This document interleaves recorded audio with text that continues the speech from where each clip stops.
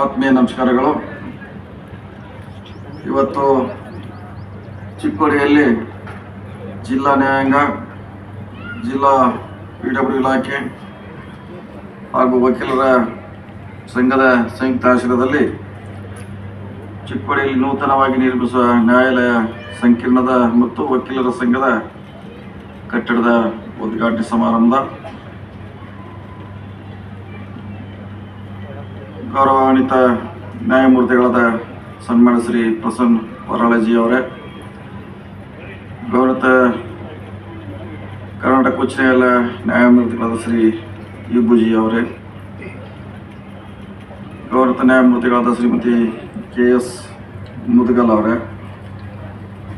ಕಾನೂನು ಸಚಿವರು ಹಿರಿಯರಾದ ಸನ್ಮಾನ್ಯ ಶ್ರೀ HK ಪಾಟೀಲ್ ಅವರೇ, ಗೌರವಾನ್ವಿತ ನ್ಯಾಯಮೂರ್ತಿಗಳು ಶ್ರೀ ಸಚಿನ್ ಮಗ್ದುಮ್ ಅವರೇ, ಇನ್ನೋರ್ವ ಗೌರವಾನ್ವಿತ ನ್ಯಾಯಮೂರ್ತಿ ಶ್ರೀಮತಿ KS ಯಮಲೇಖ ಅವರೇ, ಇನ್ನೋರ್ವ ಗೌರವಾನ್ವಿತ ನ್ಯಾಯಮೂರ್ತಿಯಾದ ಸನ್ಮಾನ್ಯ ವಿಜಯ್ ಕುಮಾರ್ ಪಾಟೀಲ್ ಅವರೇ, ಸ್ಥಳೀಯ ಶಾಸಕರು ಆತ್ಮೀಯರಾದ ಗಣೇಶ್ ಹುಕ್ಕೇರಿ ಅವರೇ, KS ಭರತ್ ಕುಮಾರ್ಜಿ ಅವರೇ, ಕರ್ನಾಟಕ ರಾಜ್ಯ ವಕೀಲ ಪರಿಷತ್ನ ಅಧ್ಯಕ್ಷರಾದ VD ಕಾಮರೆಡ್ಡಿ ಅವರೇ, ಬೆಳಗಾವಿ ಪ್ರಧಾನ ಜಿಲ್ಲಾ ಮತ್ತು ಸತ್ರ ನ್ಯಾಯಾಧೀಶರಾದ ಸನ್ಮಾನ್ಯ ಶ್ರೀ ಮಂಜುನಾಥ್ ನಾಯ್ಕ್ ಅವರೇ, ವಕೀಲ ಸಂಘದ ಕಾರ್ಯದರ್ಶಿಯಾದ RB ತಲ್ಮಣಿ ಅವರೇ, ಆತ್ಮೀಯರು, ಚಿಕ್ಕೋಡಿ ವಕೀಲ ಸಂಘದ ಅಧ್ಯಕ್ಷರಾದ ಕಲ್ಮೇಶ್ ಕಿವುಡ ಅವರೇ, ಶಿವಾನಂದ್ ನಾಯ್ಕ್ ಅವರೇ,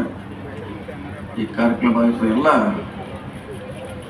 ಆತ್ಮೀಯ ಬಂಧುಗಳೇ, ಮಾಧ್ಯಮದ ಮಿತ್ರರೇ, ಬಹುದಿನಗಳಿಂದ ಚಿಕ್ಕೋಡಿಯಲ್ಲಿ ಒಂದು ಒಳ್ಳೆಯ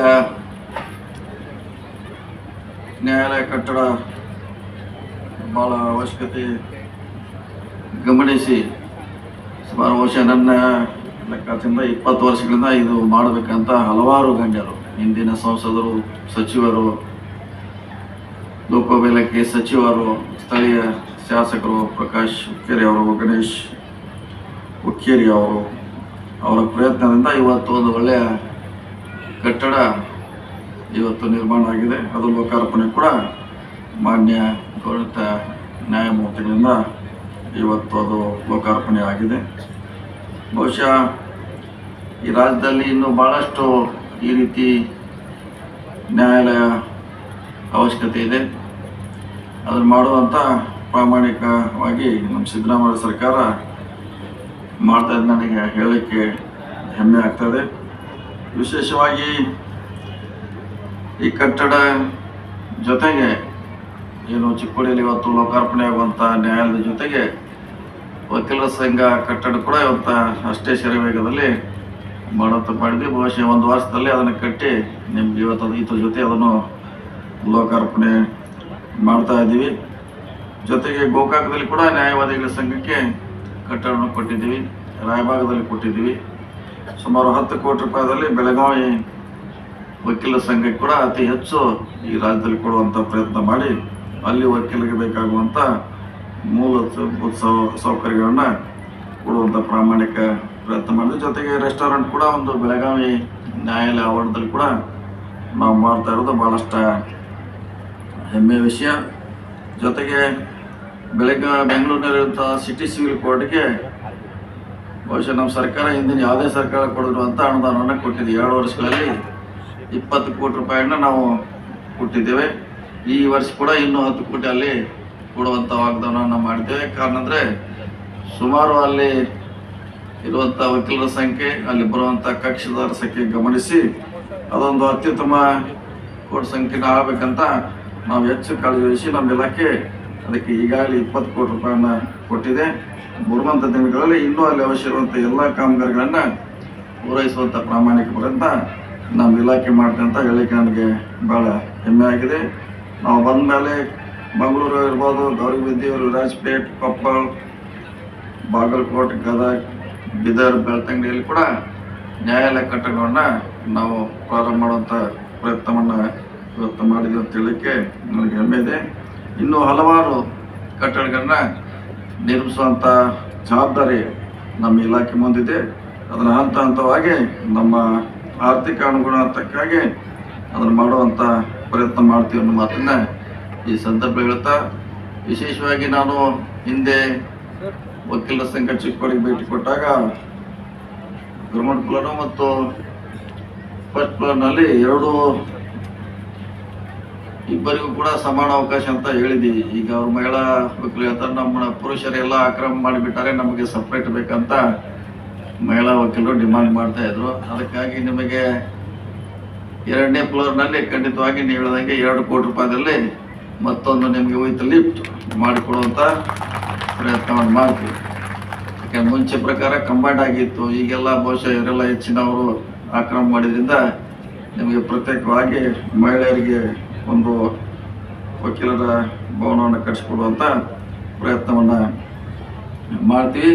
ಜೊತೆಗೆ ವಿಶೇಷವಾಗಿ ನಮ್ಮ ಇಲಾಖೆ ಎಲ್ಲ ಹೇಳಲಿಕ್ಕಲ್ಲ, ಅದು 2-3 ನಮ್ಮ ಇಲಾಖೆ ನಾವು ಈ ಲೋಕೋಪಯೋಗಿ ಸಚಿವ ಆದಮೇಲೆ ಬೆಳಗಾವಿಯಲ್ಲಿ ಜನದಟ್ಟಣೆಯನ್ನು ಕಡಿಮೆ ಮಾಡಲಿಕ್ಕೆ ಮೊನ್ನೆ ಇದೇ ಕ್ಯಾಬಿನೆಟ್ನಲ್ಲಿ 270 ಕೋಟಿ ಫ್ಲೈಓವರನ್ನು ಬಹುಶಃ ಯಾವುದೇ ಜಿಲ್ಲೆಯಲ್ಲಿ ಇರೋದು ಇವತ್ತು ಬೆಳಗಾವಿಯಲ್ಲಿ ನಾವು ಫ್ಲೈಓವರ್ ಮಾಡೋದು ನಮ್ಮ ಬೆಳಗಾವಿಗೆ ಭಾಳ ಹೆಮ್ಮೆ ಅಂತ ಹೇಳಕ್ಕೆ ನನಗೆ ವಿಶೇಷ ಅನ್ನಿಸ್ತದೆ. ಜೊತೆಗೆ ಕೃಷ್ಣಾ ಕಿತ್ತೂರಿನಿಂದ ಕಮಲಾಪುರ್ಗೆ 70 ಕೋಟಿ ರೂಪಾಯಿದಲ್ಲಿ ಒಂದು ಬ್ರಿಡ್ಜ್ ಮಾಡೋ ಮೂಲಕ ಬೈಪಾಸ್ ಶಾರ್ಟ್ಕಟ್ ಮಾಡುವಂಥ ಪ್ರಯತ್ನವನ್ನು ಮಾಡ್ತೀವಿ. ಇದು ಭಾಳ ದೊಡ್ಡದಾಗಿರುವಂಥದ್ದು, ಇನ್ನೂ ಭಾಳಷ್ಟು ಕೆಲಸ ಮಾಡಿದ್ವಿ. ಅದನ್ನು ಹೇಳುವಂಥ ಅವಶ್ಯಕತೆ ಭಾವಿಸಿ ನಮ್ಮ ಇಲಾಖೆ ಮುಂದೆ ನ್ಯಾಯಾಂಗಕ್ಕೆ ಸಂಬಂಧಪಟ್ಟಂಥ ಅದು ವಕೀಲರ ಸಂಘಕ್ಕೆ ಇರ್ಬೋದು, ನ್ಯಾಯಾಂಗಕ್ಕೆ ಸಂಬಂಧಪಟ್ಟಂಥ ಯಾವುದೇ ಕೆಲಸಗಳನ್ನು ತ್ವರಿತಗತಿಯಲ್ಲಿ ನಾವು ಮಾಡ್ತೀವಿ. ನಮ್ಮ ಗಮನಕ್ಕೆ ಬರಬೇಕು. ನಮ್ಮ ಗಮನಕ್ಕೆ ಖಂಡಿತವಾಗಿ ಅದನ್ನು ಮಾಡುವಂಥ ಪ್ರಯತ್ನ ಮಾಡ್ತಂತೇಳಿ ಇವತ್ತಿನ ನ್ಯಾಯಾಲಯ ಕಟ್ಟಡ ಬಹುಶಃ ನಮ್ಮ ಕರ್ನಾಟಕಕ್ಕೆ ಒಂದು ಮಾದರಿ ಅಂತ ಅನ್ಸುತ್ತೆ. ಚಿಕ್ಕೋಡಿ ಬಹುಶಃ ಯಾರು ನೋಡಿದ್ರೆ ಚಿಕ್ಕೋಡಿ ಕೋರ್ಟ್ ನೋಡ್ಕೊಂಡು ಬನ್ನಿ ಆ ರೀತಿ ಮಾಡಬೇಕಂತ ಬಹುಶಃ ಹೇಳ್ತಾರಂತ ನನ್ನ ಭಾವನೆ. ಅಷ್ಟು ಒಳ್ಳೆ ಕಟ್ಟಡ ಆಗಿದೆ. ಇದು ಚಿಕ್ಕೋಡಿಗೆ ಮಾದರಿ ಆಗಲಂತ ಹಾರೈಸಿ ಇದು ಆದಷ್ಟು ಬೇಗ ಲೋಕಾರ್ಪಣೆ ಆಗಿ ಜನರಿಗೆ, ಕಕ್ಷಿದಾರರಿಗೆ ಎಲ್ಲರಿಗೂ ಉಪಯೋಗ ಅಂತೇಳಿ ನನ್ನ ಮಾತು ಮುಗಿಸ್ತಾ ನಮಸ್ಕಾರ.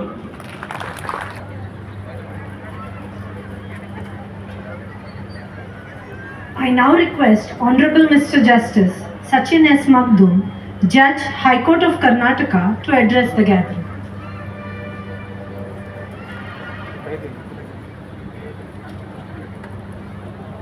ಎಲ್ರಿಗೂ ನಮಸ್ಕಾರ. Honorable Shri Justice Prasanna Avarale, Judge, Supreme Court of India, Shri Justice Vibhu Bakru, Chief Justice, High Court of Karnataka, Srimati Justice K.S. Mughal, Judge, High Court of Karnataka, Shri H.K. Patil, Honorable Minister for Law, Justice, Human Rights and Parliamentary Affairs and Legislation and Tourism Department, Government of Karnataka, Shri Satish L. Jarkiwali, Honorable Minister for PWD, Sister K.S. Hemlekha, Judge, High Court of Karnataka, Brother Justice Vijay Kumar Patil, Judge, High Court of Karnataka, Sitting MLA of Chikkodi, Shri Ganesh, Bharat Kumar, Registrar General, V.D. Kamrate, Chairman, Karnataka State Bar Council, Manjunath Naik, PDJ, Keyword President, General Secretary Tilmani, and Mr. Shivanand, Chief Engineer.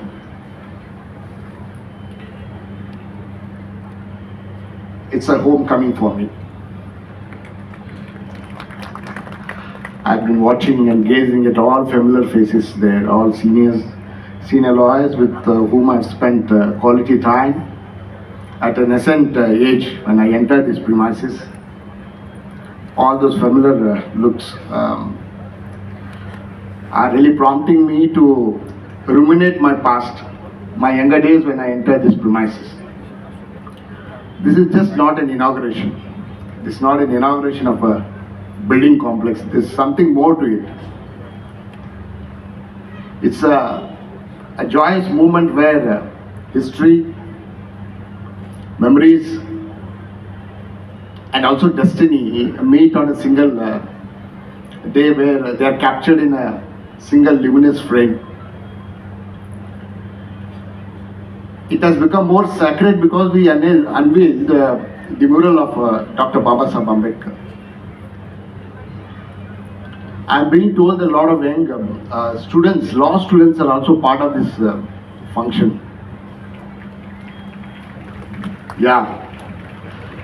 This is your time. This is a great time. And if somebody is telling you that Dr. Baba Saheb Ambedkar traveled all the way to Chikkodi to conduct a civil case, I should really go crazy. One of the finest, greatest jurist, a champion of constitutional morality, he traveling all the way to Chikkodi at pre-independence, just imagine, and conducting a civil case. It sends you multi-layered messages to you. If a man of Dr. Baba Saheb Ambedkar's stature comes down to a small town pre-independence and conducts a civil case, every young lawyer who has a doubt in his mind, who has a little bit of uncertainty, should never doubt the power of advocacy, the power of the system, the way it works. Every lawyer who is very young, too young, practicing at a remote place, should also aspire and hope that this ecosystem, this legal system is there to encourage you, provided you are ready to take a marathon. This is not a 100 meters.